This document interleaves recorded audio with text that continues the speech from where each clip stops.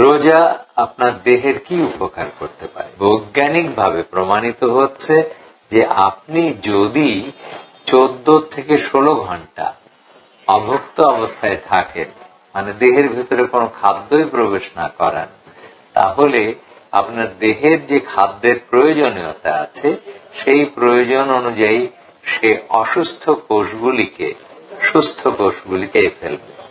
যেগুলি রুগ্ন কোষ মানে সেলস যেগুলি আছে সেগুলিকে সুস্থ কোষের লাইসোজাইম এনজাইম দিয়ে খেয়ে ফেলবে, ধ্বংস হয়ে যাবে। তাহলে রোজা রেখে রোজাটা একটা চিকিৎসা হিসেবেও ব্যবহার হবে। কাজেই রোজা আপনার দৈহিক আকৃতি সুন্দর করতে, যেমন অতিরিক্ত মেদ ভরি হয়ে গেছে, ওজন বেড়ে গেছে, আপনি রোজা রাখুন এবং অবশ্যই সেটা মানে রসুলের সুন্নত অনুযায়ী রোজা রাখবেন।